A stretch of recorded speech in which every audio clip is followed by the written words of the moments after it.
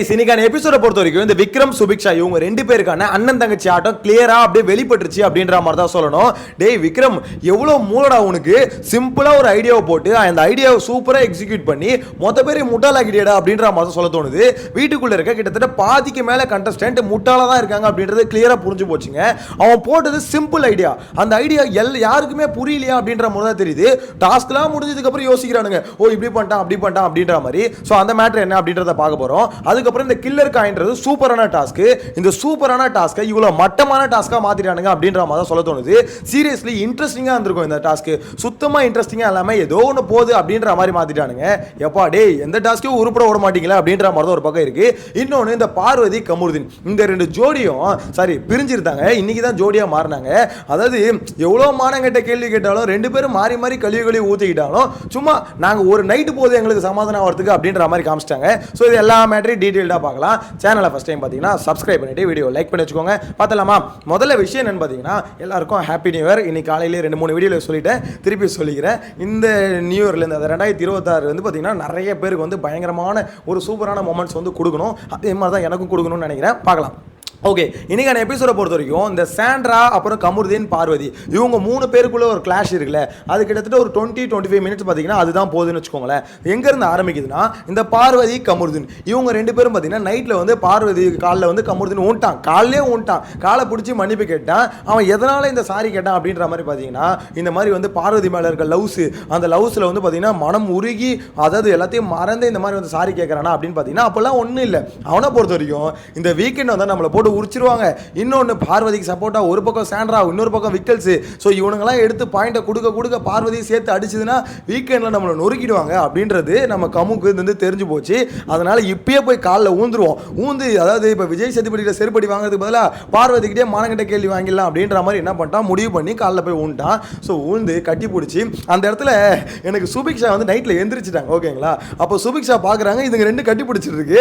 அந்த மொமெண்ட் பார்க்கும்போது சத்தியமாக சொல்கிற செம சிரிப்பாக இருந்தது. ஏன்னா அந்த பொண்ணு பார்க்குது, ஏய் என்னடா பண்ணுறீங்க நைட்டில் ரெண்டு பேரும் அப்படின்ற மாதிரி அது ஒரு ரியாக்ஷனோட பார்த்துச்சு. அதை பார்க்கும்போது நம்மளுக்கும் அப்படி தானே இருக்குது. ஏன்னா பகல் ஃபுல்லாக சண்டை போட்டுக்கிட்டு கழுவி ஊற்றிக்குதுங்க, திடீர்னு பார்த்தா நைட்டில் வந்து ஒன்று சேர்ந்து கட்டி பிடிச்சிக்குதுங்க. ஐயோ இது என்னடா இது, இவ்வளோ ஒரு கொடூரமான கண்டஸ்டன்ட் இதுக்கு முன்னாடி பார்த்துருக்கே மாட்டோமாடா அப்படின்ற மாதிரி தான் இருக்குது. இது வரைக்கும் பிக் பாஸ் ஹிஸ்ட்ரியில் பார்வதி கமருதீன் இந்த மாதிரி ஒரு லவ் ஜோடியை வந்து பார்த்துருக்கவே முடியாது. அவ்வளோ ஒரு மானங்கட்ட லவ் ஜோடி அப்படின்ற மாதிரி தான் சொல்லணும். சே, ஒரு மாதிரி மிராக்கலாக இருக்குல்ல. நைட்லேயே பார்த்தீங்கன்னா கமருதீன் சாண்ட்ராவை கழுவி ஊற்றுறான், அவங்க வந்து நடுவில் பூந்து இந்த மாதிரிலாம் ஆட்டம் ஆடுறாங்க அப்படின்ற மாதிரி பார்த்தீங்கன்னா அப்பயே காண்டில் தான் இருந்தான். சரி ஓகே, நைட் அங்கேருந்து கட் பண்ணால் இவங்க ரெண்டு பேரும் சேர்ந்துட்டாங்க. அவர் தோப்புக்காரனை போட்டு மன்னிப்பெல்லாம் கேட்டார். சரி ஓகே, அது முடிஞ்சதுன்னு வச்சுக்கோங்களேன். அப்புறம் காலையில் வந்து பார்த்தீங்கன்னா சாண்ட்ரா வந்து கமருதீன் வந்து வம்பிழுக்கிறான். எதுக்கு வம்பிழுக்கிறான்னா, இந்த மாதிரி அவனுக்கு 2 காண்டு. ஒன்று இந்த பிஆர் மேட்ரு, அதாவது கமருதீன் பிஆர் வச்சிருக்க மேட்டர் வந்து எக்ஸ்போஸ் பண்ணதுனால. அவன் மட்டும் இல்லை, வீட்டுக்குள்ள இருக்க 3/4 பேர் பிஆர் தான் வச்சிருக்கானுங்க. அதை சொன்னா உடனே நம்ப மாட்டானுங்க. எனிவேஸ் அது ஒரு பக்கம், அது அந்த ஒரு காண்டு ஒன்று இருக்கு. இன்னொன்று இந்த பார்வதி மேட்டர் வந்து சாண்ட்ரா வந்து இன்னும் கமருதீன் மேலே காண்டா இருக்காங்க. எப்படி ஒரு பொண்ணுகிட்ட அப்படி நடந்துக்கலாம்? பார்வதிக்கு தான் சூடு சோரணை இல்லை, அது பக்கத்தில் இருந்து பார்க்குறவங்களுக்குமா இருக்காது. அதாவது ஒருத்தன் அவ்வளோ ரூடாக அவ்வளோ மோசமாக வந்து பார்த்தீங்கன்னா பிஹேவ் பண்ணுறான். அவன் கூட திருப்பி வந்து உன்னால் எப்படி ஜெல்லாக முடியுதுன்னு எனக்கு தெரியல. பார்க்குற நம்மளுக்கே ஒரு மாதிரி ஏய் என்னடா இது கருமம் அப்படின்ற மாதிரி தான் யோசிக்க தோணுது. ஆனால் பார்வதிக்கு அப்படிலாம் தோணலைங்க. அந்த பொண்ணு இவன் 4 வாட்டி வந்து அப்படியே ஒரு மாதிரி பாரு அப்படின்னோடனே அவன் வந்து பார்த்தீங்கன்னா காமு அப்படின்னு உருகிட்டாங்க. என்ன கருமமோ. இதில் வந்து சாண்ட்ரா வம்புழுக்கிறாங்க. அந்த சமயத்தில் ஃப்ராடுன்னு சொன்னதாகட்டும், அது மட்டும் இல்லாமல் நீங்கள் இந்த மாதிரி லவ் கண்டென்ட் வச்சு கேம் ஆடுறீங்க, எப்படி பேசுவீங்க அப்படின்னு சொல்லி கேட்டதாகட்டும். ஸோ இது வந்து பார்த்தீங்கன்னா கொஞ்சம் கொஞ்சமாக ட்ரிகர் ஆகி கடைசியில் சாண்ட்ரா ஒரு பக்கம் மூலையில் போய் அழ ஆரம்பிச்சிட்டாங்க. அவங்கள பற்றி தெரியல. அதாவது கமருதீனே, நீலாம் வந்து சண்டை தான் போட முடியும், பர்ஃபார்மன்ஸில் அக்கா கிங்குடா. டேய் 2 வாரம் இந்த பிக் பாஸ் ஷோவே ஓட்டியிருக்காங்க சிங்கிள் ஹேண்டில். ஒரு சட்டை தான், ஒரே ஒரு ப்ராப்பர்ட்டி, ஒரு ப்ராப்பர்ட்டி வச்சு கேட்டுக்கு முனையில் உட்காந்துக்கிட்டு ஓட்டாங்க பாரு. அதெல்லாம் முடியுமா? அதாவது நீ சும்மா ஏதாவதுனாலே சூனாலே அவ்வளோ பர்ஃபார்மன்ஸ் பண்ணுவாங்க. நீ இந்த அளவுக்கு பார்த்தீங்கன்னா பாயிண்ட் எடுத்து கொடுத்துட்டு அப்படின்ற மாதிரி பண்ணாமல் இருப்பாங்களா? அக்கா போய் வெளியே உட்காந்து பர்ஃபார்ம் பண்ண ஆரம்பிச்சிட்டாங்க. என்ன போய் ஃப்ராடுன்றா அப்படின்ற மாதிரி கதற ஆரம்பிச்சிட்டாங்க. ஆக்சுவலாக கமருதீன் நாங்கள் சொன்னது வந்து தப்பான்னு கேட்டீங்கன்னா தப்பு தான். அவனுக்கு பார்வதி இவங்க 2 பேரும் அடிச்சுக்கிட்டாங்க. நடுவில் சமாதானம் பேச வந்த சாண்ட்ரா என்னடா பண்ணாங்க? அதாவது நீ ஒரு கழுசடை இந்த 2 கழுசடைகள் நடுவில் பாயிண்ட் பேச வந்து நாங்கள் என்ன பண்ணோம் அப்படின்ற மாதிரி தான் கானா வேணுத்து கேட்குறாரு. நீ அதாவது நீங்கள் சமாதானம் ஆகிட்டீன்றதுக்காக நடுவில் பேச வந்த எங்களை வந்து நீங்கள் திட்டக்கூடாது அப்படின்ற மாதிரி கரெக்டான பாயிண்ட் தான் கேட்டார். நெக்ஸ்ட் வந்து பார்த்தீங்கன்னா அவங்க வந்து சாரி கேட்க வரும்போது சாண்ட்ரா வந்து காதை பொத்திட்டு ஓடுறாங்க. ஒன்னொன்னே ஐயோ இதெல்லாம் ரொம்ப ஒரு அப்படி ஒன்றும் ஆகலை அப்படின்ற மாதிரி கமருதீன் கேட்க. ஸோ அப்படியே பார்த்தீங்கன்னா கொஞ்சம் கொஞ்சமாக சண்டை எஸ்கலேட் ஆகுது. இந்த இடத்துல விஷயம் என்னன்னா, கமருதீனை பொறுத்த வரைக்கும் உள்ள வந்து செம்ம காண்டு சாண்ட்ரா மேல இருக்கு. அதாவது அவங்க அக்கா இன்னைக்கு சொல்லிட்டாங்க அக்காலாம் கூடாது அப்படின்ற மாதிரி அவனுக்கு உண்மையிலே செம்ம காண்டு இருக்கு. பழைய மேட்டர்லாம் எடுக்கிறான். கமருதீனை பொறுத்த வரைக்கும் பாயிண்டா பேச தெரியல. அவங்க உனக்கு என்ன பிரச்சனையோ அந்த பிரச்சனையை வச்சு நீ பேசலாம் கரெக்டா. அப்படி பேசினா நீ ஒன்றும் லாக் பண்ணலாம் ஒருத்தவங்கள. ஆனால் நீ என்ன பண்ற இந்த பிஆர் மேட்டர் எடுக்கிற, அது மட்டும் இல்லை அவங்க வந்து வெளியே வந்து படுத்தது எடுக்கிற, எங்கெங்கேயோ சுத்துறான். எங்கடா போற, ஒரு இடத்துல நின்று சண்டை செய்டா அப்படின்ற மாதிரி தான் சொல்ல தோணுது. ஸோ இந்த சண்டையே பார்த்தீங்கன்னா ஒரு 20-25 நிமிஷம் முடிஞ்சிச்சு. ஆனால் இது தேவையில்லாத சண்டை. சாண்ட்ரா பார்வதியை போட்டு கிளி கிழிச்சிட்டாங்க. என் பக்கத்தில் வராத உதவி நீ உன்னால் தான் இவ்வளோ பிரச்சனையும். நான் உங்ககிட்ட ஒரு விஷயம் சமாதானப்படுத்துறதுக்கு பேசினா நீங்கள் 2 பேரும் ஒன்று சேர்ந்துட்டு அதை எடுத்துகிட்டு போய் அங்கே சொல்லி இப்போ எனக்கு எதிராக மாத்திரியா நீ அப்படின்ற மாதிரி பார்த்தீங்கன்னா பார்வதியை போட்டு கிளி வச்சாங்க. பார்வதி தெரியுது என்ன இருந்தாலும் ஒரு 2 நாள் நம்மளுக்கு அவள் தானே கம்பெனி கொடுத்தா. கமருதீன் அப்படிலாம் சொல்லாத என்னால் நிறுத்த முடியாது, நான் ஆரம்பித்தா நிறுத்த மாட்டேன் அப்படின்ற மாதிரி அவன் போயிட்டு இருக்கான். இன்னொன்று விக்கல்ஸை பொறுத்த வரைக்கும் அந்த பஞ்சாயத்துக்கு வந்தார்ல, அவரை பொறுத்த வரைக்கும் இந்த ஃப்ராடுன்ற மேட்டர் இருக்குல்ல, ஆல்ரெடி இந்த பயப்பில் திவ்யா மேலே அந்த ஃப்ராடுன்ற வார்த்தை யூஸ் பண்ணியிருக்கு. இப்போ கமருதீன் இந்த ஃப்ராடுன்னு யூஸ் பண்ணதுனால அதுக்கு வந்து முட்டு கொடுத்தது. எப்படி சொல்ல நோட் பண்ணீங்களா? இந்த மாதிரி இந்த இதில் பார்த்தீங்கன்னா வேர்ட்ஸ் வந்து எந்த இதில் யூஸ் பண்ணுறாங்க, எந்த மாடுலேஷனில் யூஸ் பண்ணுறாங்க, அதை வந்து நம்ம இது பண்ணக்கூடாது சொல்லக்கூடாது, அது எந்த மீனிங்கில் அவங்க சொல்கிறாங்கன்றதான் புரிஞ்சுக்கணும். ஸோ அதனால் சொல்லக்கூடாது நீங்கள் சொல்லவே முடியாது அப்படின்னு நம்ம முட்டு கொடுக்குறாரு. அவன் ஏன் முட்டு கொடுக்குறான்னா அதே வார்த்தையை அந்த பைபிள் யூஸ் பண்ணிச்சு. இப்போ அது தப்பு அப்படின்ற மாதிரி சொல்லிட்டோன்னா வீக்கெண்டில் இவருக்கும் போட்டு கும்புவாங்க. அதனால் இப்போ வந்து அதை ஜஸ்டிஃபை பண்ணணும், அதுக்கு ஒரு அர்த்தத்தை புதுசாக ஒரு அர்த்தத்தை கற்றுக் கொடுக்கணும் அப்படின்ற மாதிரி பண்ணுறாங்க. இங்கே வந்து வீட்டுக்குள்ளே 2 சிறந்த எப்படி சொல்கிறது முட்டாள்களா இல்லை சொம்புகளா என்னன்னு சொல்கிறதுன்னு தெரியல. சுபிக்ஷா அரோரா. விக்கல்ஸ் என்ன பண்ணாலும் கரெக்ட், கடவுள் விக்கல்ஸ் நீங்க சொன்னா எல்லாமே சரிதாங்க அப்படின்ற மாதிரி தான் போயிட்டு இருக்கு. என்ன கர்மம்னு தெரியல. ஏன்னா இந்த டாஸ்க்னு ஒன்று ஆரம்பிச்சதுல இந்த கில்லர் காயின் டாஸ்க், அதுல முதல்ல சபரிய விக்கல்ஸ் வந்து ஒரு ரொட்டேட் பண்ணிட்டாங்க. டேய் விக்கல்ஸ் ஏன்டா இந்த மாதிரி பண்ற, உன்னோட வெயிட்டுக்கு நீ ஒரு அடி அடிச்சா சபரிலாம் தாங்க மாட்டான்டா. உண்மையிலே சொல்றேன், அப்படியே ஒரு ரொட்டேட் அடிக்கிறான். கழுத்து உடஞ்சுதான் என்னடா ஆகுது. ஏன்னா தற்கொலைத்தனமான ஒரு டாஸ்க் ஆடுற மாதிரி இருக்குங்க. இங்கே இந்த போன சீசன் முத்துக்குமரன் ஜஸ்ட் லாக் பண்ணதுக்கே விஜய் சேதுபதி கிழிச்சாரு. விக்கல்ஸ் ஏதாவது சொல்லுவாரான்னு பாருங்களேன். வந்து செம்மையா சொம்படிப்பாரு. சிறந்த சொம்புனா எனக்கு தெரிஞ்சு விஜய் சேதுபதி அவரை தான் சொல்லணும்னு நினைக்கிறேன். ஏன்னா முத்துக்குமாரனா இழிச்சவா பையன், என்ன வேணா கேட்கலாம், எப்படி கிழிச்சிங்க போட்டு.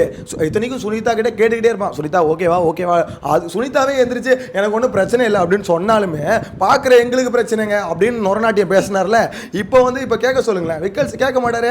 ஏன்னா அவர் தானே டைட்டில் வின்னர் விஜய் சேதுபதியை பொறுத்த வரைக்கும். ஸோ எப்படி கேட்பாரு.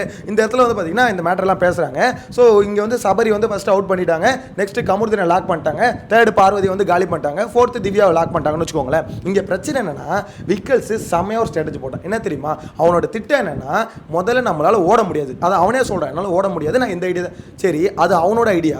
விக்கல்ஸ் எதுக்கு நீங்க தோக்கடிக்கணும்னு நினைக்கல, எனக்கு புரியலையே. அதாவது விக்கல்ஸ் இந்த மாதிரி என்னால் ஓட முடியாது, நான் இதை லாக் பண்ண போறேன், அவனுக்கு யாராவது ஹெல்ப் பண்ணாதானே அவனால் காய வைக்க முடியும், ஏன் அவன் மேலே தூக்கி போய் காயின வைங்க. விக்கல்ஸால் ஓட முடியாதுங்க, ஓட முடியாத ஒரு அதாவது இது வந்து ரன்னிங் பியூர் ரன்னிங்கான டாஸ்க் ஓகேங்களா, ஓடி தான் இந்த டாஸ்க்கு ஜெயிக்கணும். அப்படிப்பட்ட டாஸ்கில் ஒருத்தன் ஓடாமையே 2வது இடத்துக்கு வந்திருக்கான். யோசிச்சு பாருங்கன்னா அப்போ எவ்வளோ கிளவராக அவன் யோசிச்சிருப்பான், மற்றவங்களாம் எவ்வளோ தற்கூரியாக இருக்குன்னு யோசிச்சு பாருங்க. இதில் வந்து சில பேருக்கு வந்து இந்த அமுக்கிறதுல உடன்பாடு இல்லை. யாருன்னா பார்வதி, அப்புறம் கமருதீன். இந்த கமருதீன் பீஸ் இருக்குது, முதல் ரவுண்டில் இதுதான் போய் சபரி அமுக்குச்சு, 2வது ரவுண்டில் வந்து ஐயோ எனக்கு இப்போ தான் தெரியுது அது ரொம்ப தப்பு அப்படின்னு சொல்லிட்டு 2வது ரவுண்ட் மாறிச்சு.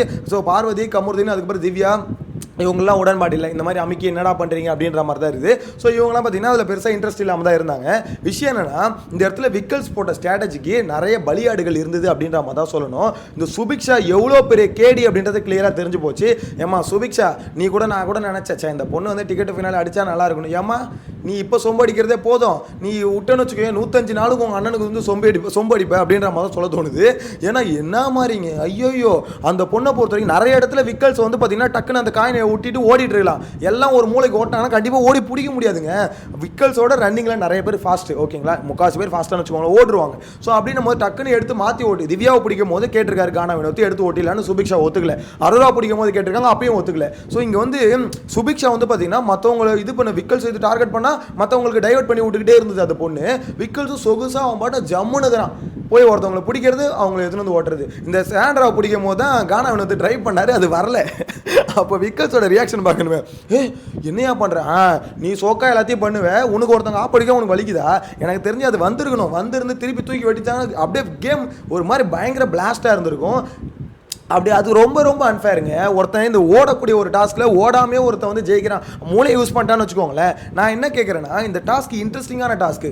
சீசன் 3ல இந்த டாஸ்க் எப்படி விளாடாங்கன்னு தெரியல. அப்படி ஓடி ஓடி அந்த கீழே ஊந்து அடிபட்டு அப்படி இருக்கக்கூடிய ஒரு டாஸ்க்கை ஓடாமே விளையாடி முடிச்சிட்டானுங்க. எனக்கு அதை பார்க்கும்போது என்னடா சுபிக்ஷாக்கு கடைசியில் கானா வினோத் வந்து ஓட்டணும்னு அப்படியே பற்றிக்குது. என்ன இது அங்கே விக்கல்ஸ் ஓட்ட வேண்டியதானே, விக்கல்ஸுக்கு அவர் வந்து ஓட்டணும், ஐயா நீ போய் ஓட்ட வேண்டியதானே.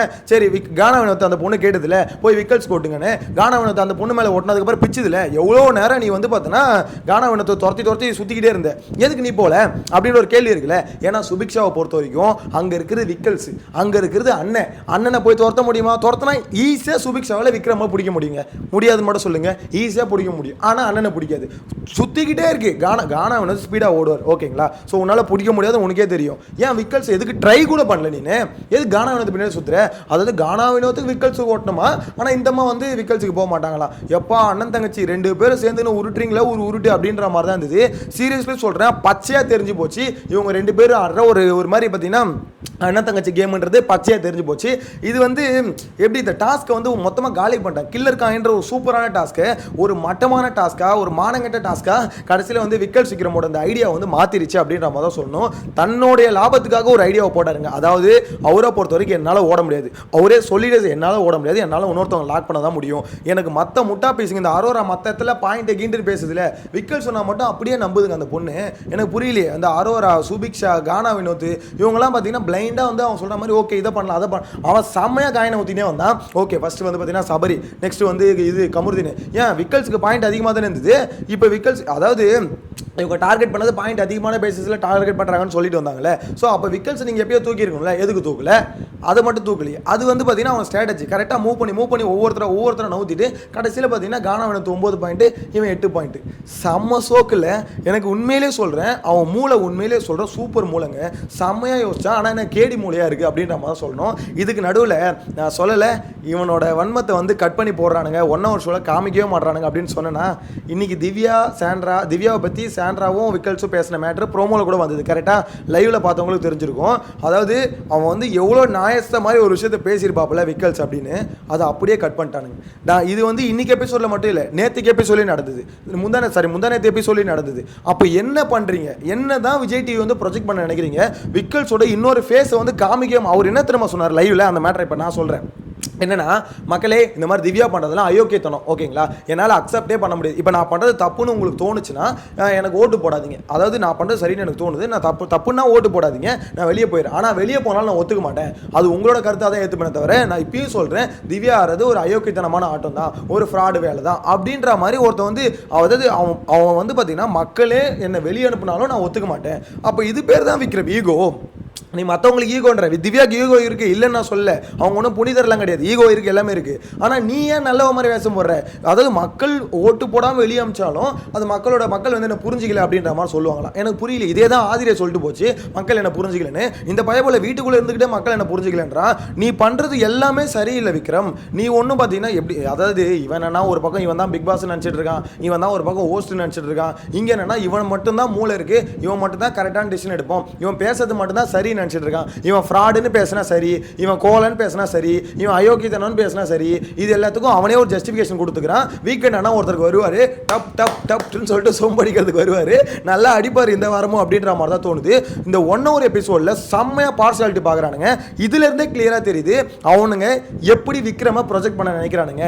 விக்ரம் ஒரு நல்லவர், புனிதர். அதாவது அவர் எப்படி வீட்டுக்குள்ளே ஏமாத்துறாரோ அதே மாதிரி தான் 1 hour ஷோலே காமிக்கிறாங்க. புனிதர், அவர் எந்த நெகட்டிவாகவும் யோசிக்க மாட்டார், அவர் ஒரு தூய்மையான ஆத்மா. ஸோ அவர் வந்து பார்த்தீங்கன்னா ரொம்ப கிளவரான ஆள். இப்படி தான் இதுதான் நரேட்டிவ். இந்த நரேட்டிவ் செட் பண்ணி கொண்டு போயிட்டு ஃபினாலே ஸ்டேஜில் வரைக்கும் கொண்டு போய் நிப்பாட்டும் அப்படின்றது தான் ஐடியா. ஸோ இந்த ஐடியாவில் எந்த அளவுக்கு சக்சீட் ஆக போகிறாங்கன்னு தெரியல. ஆனால் என்ன பொறுத்த வரைக்கும் லைவ் பார்க்குற எல்லாருக்கும் அப்பட்டமாக தெரியும் அவர் ஆடுற ஒரு எப்படி சொல்கிறது ரொம்ப கன்னிங்கான கேம், ரொம்ப கன்னிங்கான கேம். அவ்வளோ வன்மத்தை உள்ளே வச்சுட்டு ஒருத்தர் வந்து எதுக்கு விக்ரம பிடிக்கல நான் யோசிச்சு பாருங்களேன். எதுக்கு மோஸ்ட்லி விக்ரம யாருக்கும் பிடிக்க மாட்டேன். ஓட்டிங்கில் எதுக்கு அவருக்கு அடிமட்டத்தில் இருக்காரு? எதனால நினைக்கிறீங்க? சிம்பிள் மேட்டர், நான் சொல்ல அஃபிஷியலே சொல்கிறேன், அடிமட்டத்தில் தான் இருக்காரு.